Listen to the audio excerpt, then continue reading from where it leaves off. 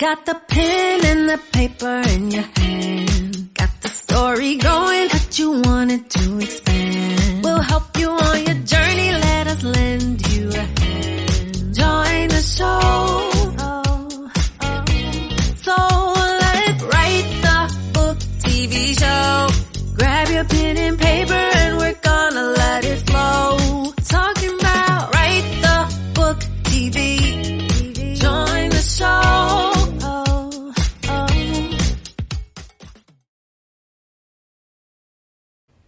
Welcome to Write the Book TV show. I'm your host, Kimberly LeBeau.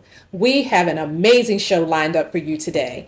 Each week we show up here with authors and experts to talk about all things writing and publishing. So if you're someone who's thinking about writing a book, or you know someone else who should be writing a book, grab them and bring them over to Write the Book TV.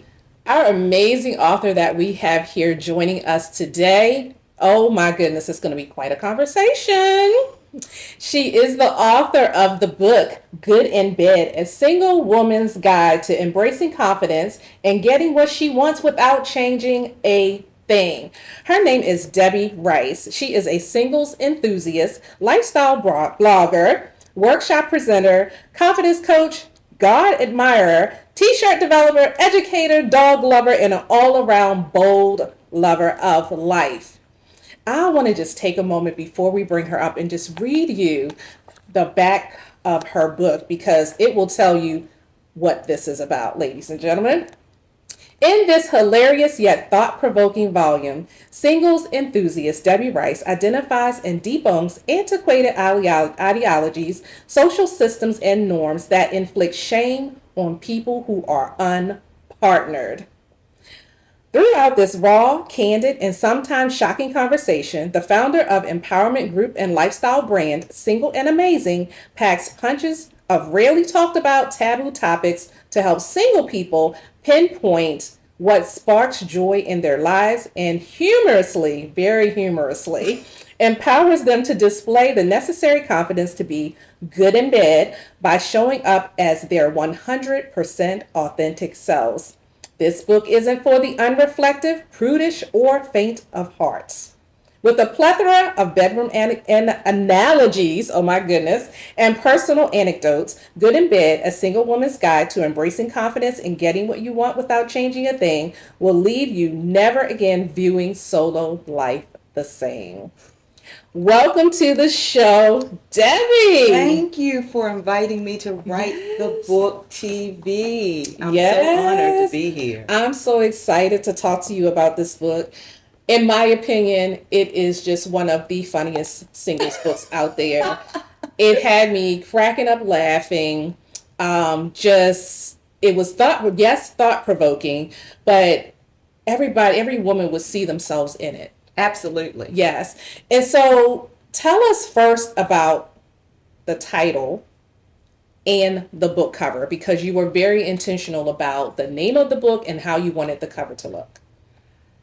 The name of the book, I wanted it to grab people's attention. Mm-hmm. I wanted it to be edgy. I wanted it to be shocking. And I wanted the cover to reflect that.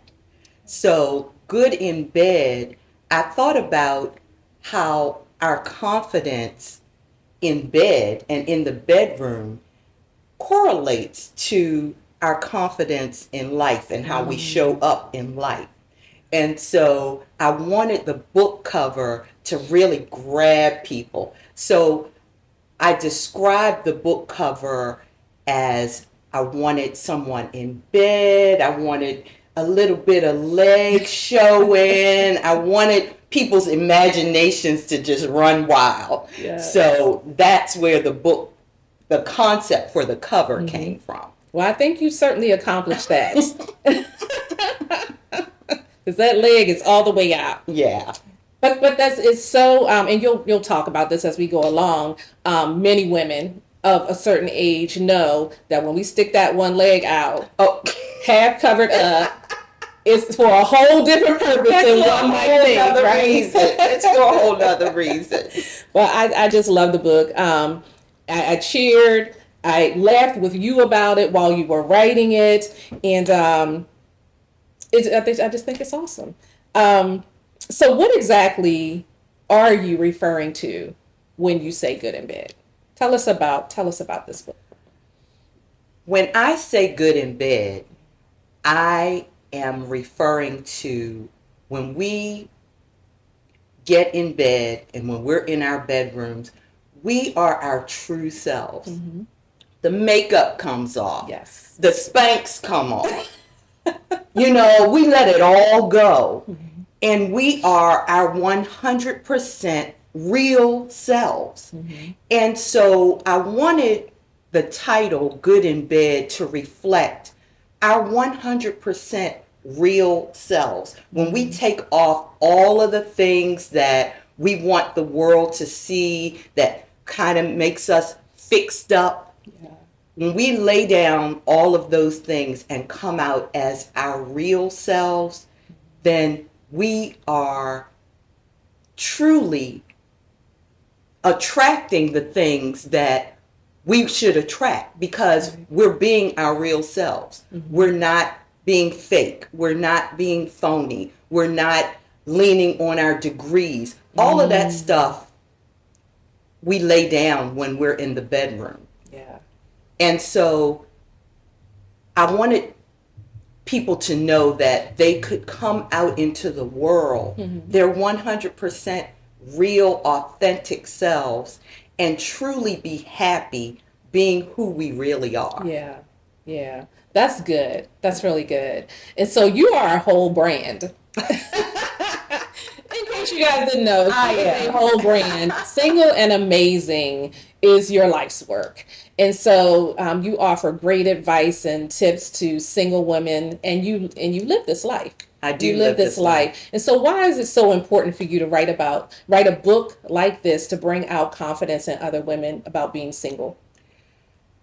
I think society constantly tells single women that they need to be partnered to have any worth. And in order to get partnered, that they need to change different things about themselves. There's things that they need to tweak about themselves. And so the title of the book is, being yourself without changing a thing. Yeah. Embracing the confidence that you have and getting what you want out of life without changing a thing. Coming out just like you would if you were in your bedroom. 100% you. And so I love the single life. I am a singles enthusiast. I'm very enthusiastic about living the single life and being happy about the single life. Coupling and marriage is not for everybody. It's a great institution, and I'm very supportive of my friends who are married and who are coupled. And I am very, very enthusiastic about living the single life. And so I want single women to enjoy their lives. And one of the things that I love to put out there is don't wait. Don't wait to do anything in your life. A lot of times we get this message in the singles community, girl, just wait. Wait, he's coming. Oh, wait, just wait. Somebody's out there for you. Wait. And I found that women tend to wait. They just kind of sitting around waiting for somebody to break into their home or, waiting for somebody to find them on that same pew in church to change their lives. Yeah. Instead, going out, living your big, bold, beautiful life and doing all the wonderful things that you've always wanted to do, whether or not you have a partner. Yeah.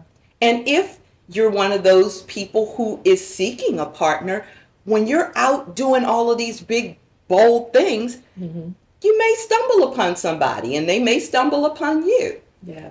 But don't sit around waiting until the end of your life, waiting for someone to come and change your life.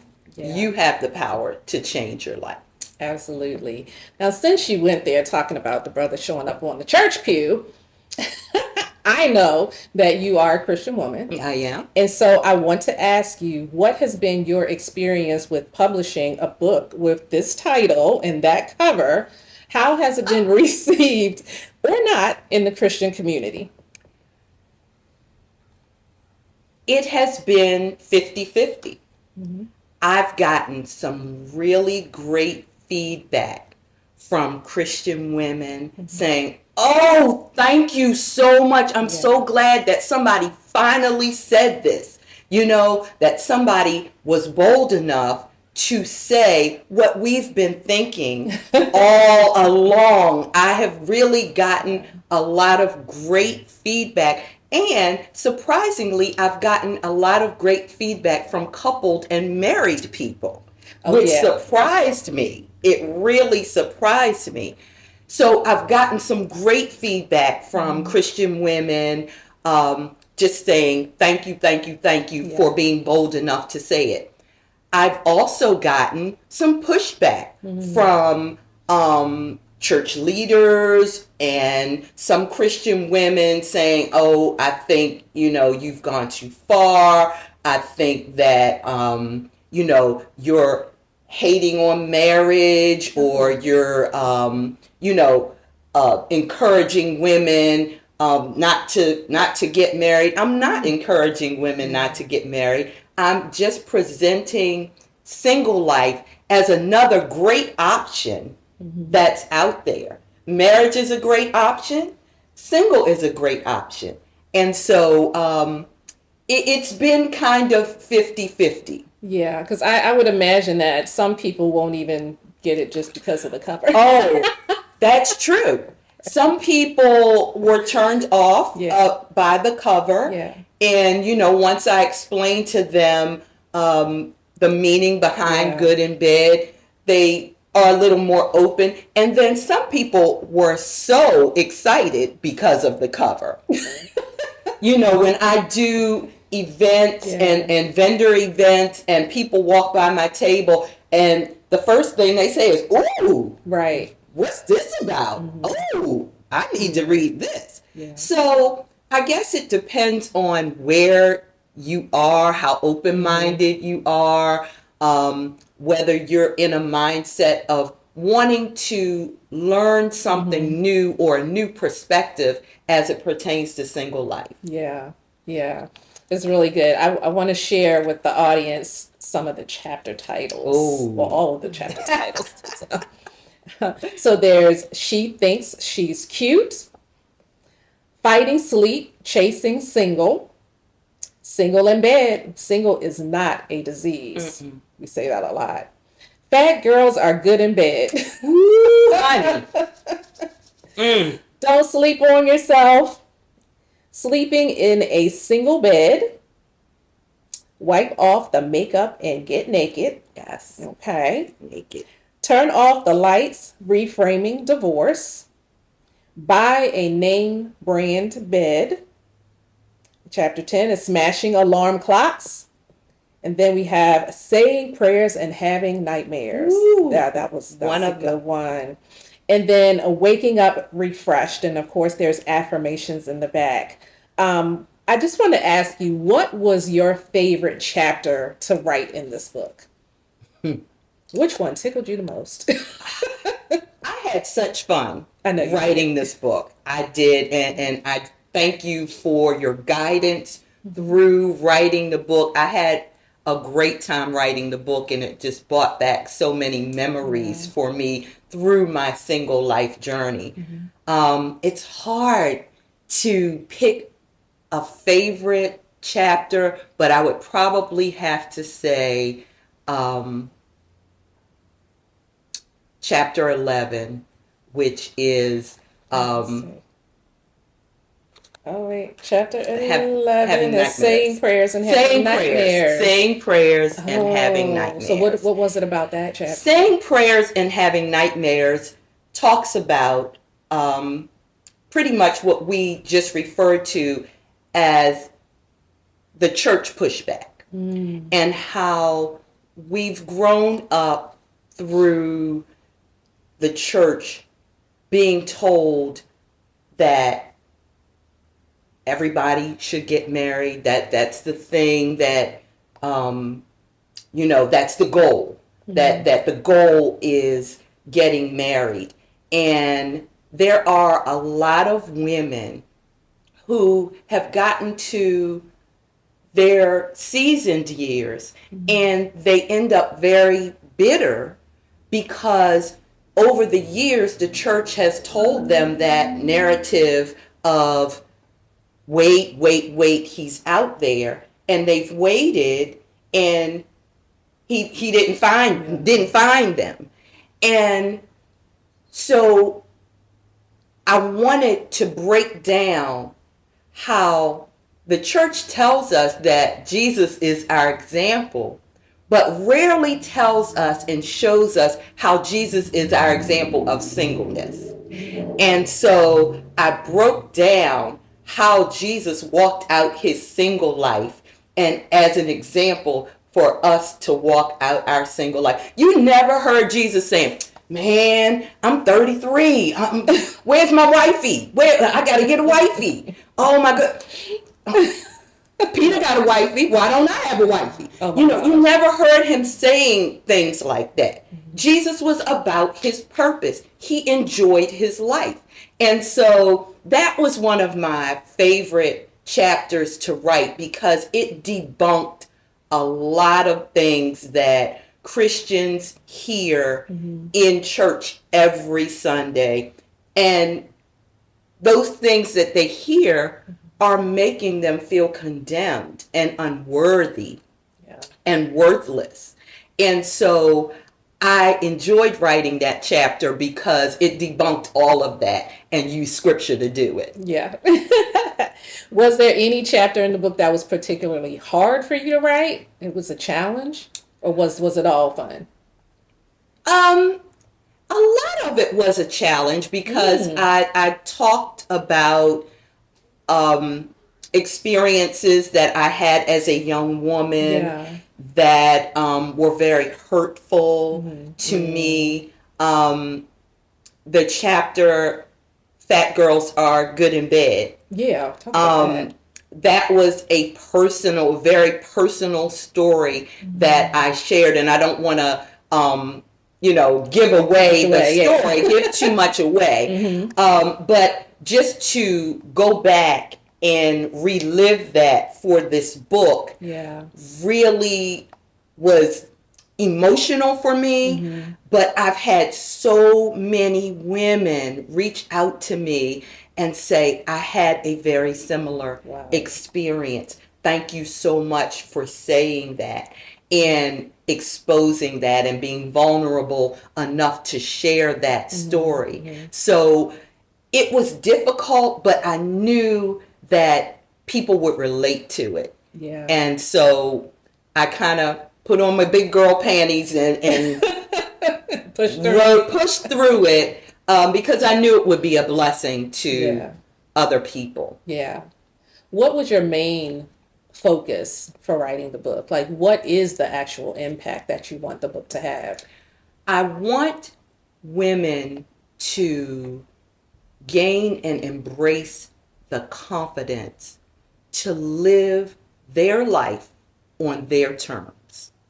Not what society says you should do, not what the church says you should do, not what your mama says you should do. A lot of people are living the lives that their parents wanted them to live. And they feel shamed and condemned because they're a certain age and they're not married. They're a certain age and they don't have children.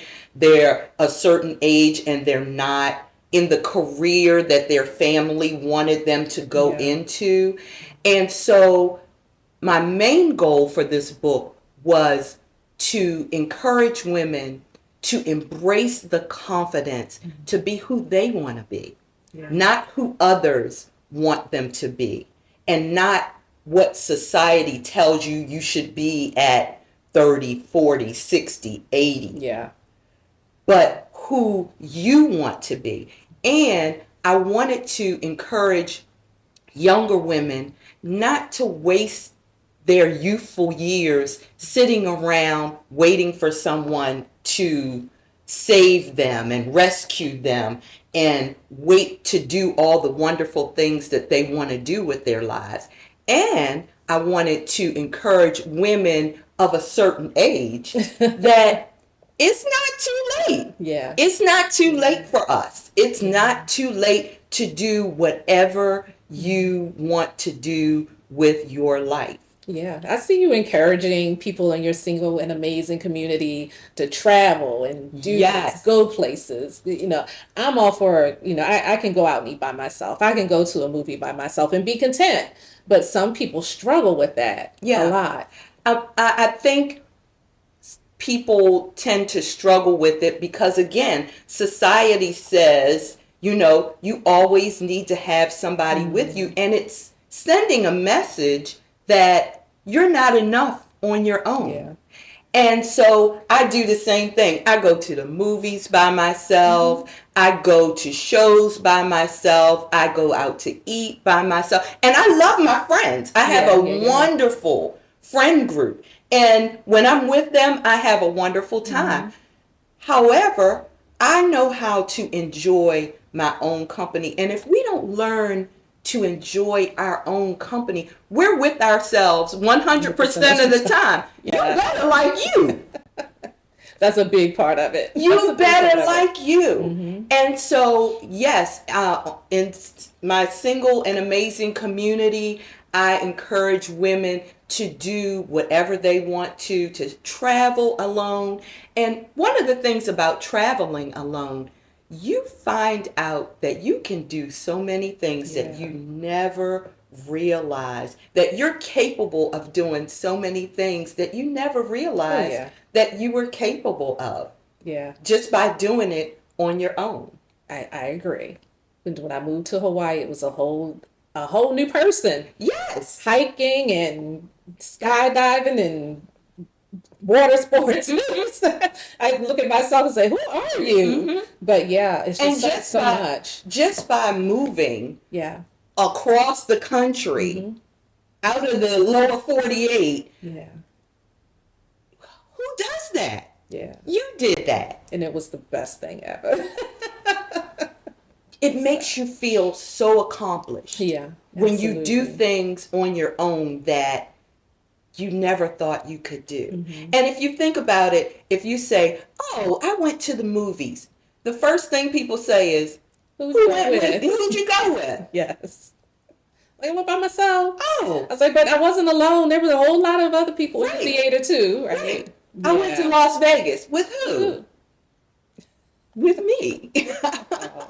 So just the way society addresses single women to say, with who? Why does it have to be with someone? Yeah. I had a great time going on my own. That's awesome. That's so awesome. So just some little fun stuff. What is your favorite place to write? I have a corner of my basement that I have dedicated to writing. I have a lot of things up on my wall that motivate me. I'm a walker, and I do a lot of 5Ks and 10Ks walking. I'm not a runner yet. But on that wall, I have my medals from my 5Ks and things that motivate me to keep doing things that are out of the ordinary, things that I've always wanted to do. Do you have a favorite beverage that you drink when you're writing? I do. This is kind of corny, but I drink protein drinks all day, every day. Okay. And so I do. I have my favorite protein drink that I drink, and it keeps me full so I can focus while I'm writing. Got it. That's my favorite. That's awesome. What have you found to be your biggest challenge in writing? Just writing. Like, do you get writer's block or do you get stuck a lot? What is it for you? Having been an educator for many years, I get stuck in the grammar and the way it sounds and the sentence structure. in wanting my voice to come across. Like you said, the book is very funny. Yes. And I talk like that. Yes. And so your actual voice does come through in this book every step of the way. I just had someone call me last night and say, I'm finally finished your book and I felt like I was talking to you. Yes. And so I get caught up in saying it the way I would say it to someone verbally. So yeah, I tend to get that. I know what I want to say and trying to bring it all down and make it concise is probably the hardest part. Wow. Well, you did an amazing job, with some help here and there. Yes, with lots of help from my publisher. Thank you so much. And you'd be like, how does this sound? And what did you think? And I'm like, oh, it was perfect. And I'm just laughing. And you're like, why are you laughing? Yes. Because it's funny. Because I could relate to so much of it. Yes. And so you just did an amazing job with this book. So for people who are watching right now and they are thinking about writing a book on whatever the subject, how would you encourage them? What would you say to them? Like they may be struggling to get started or something. Just do it. And I know that sounds very cliche, but just do it. This book should have been out years ago. And I kept dragging my feet. Yeah. Just do it. Just start writing, write down whatever. When you get a thought, I had a pad and still have a pad next to my bed. And when I get thoughts in the middle of the night, I jump up and I jot them down. Just write down your thoughts. And every day, write something. Yeah. That helps to keep it going and to really get your thoughts out on paper. Yeah. Because a lot of times I thought, okay, I'll keep it up here and I'll write it down in a couple of days during my quote unquote writing time. Yeah. But I think it's easier if you write it down when you get that hot idea and then kind of put it all together. Yeah. But just do it. Don't procrastinate. Don't worry about how it sounds. Don't worry about what people are going to think. That was a challenge for me. And for somebody who I feel I have great confidence, I kept going back to, oh God, what are people going to say? Because this book is raw. Yeah. This book says some things that people have not said in books before. And I kept going back to, oh my goodness, what are people gonna?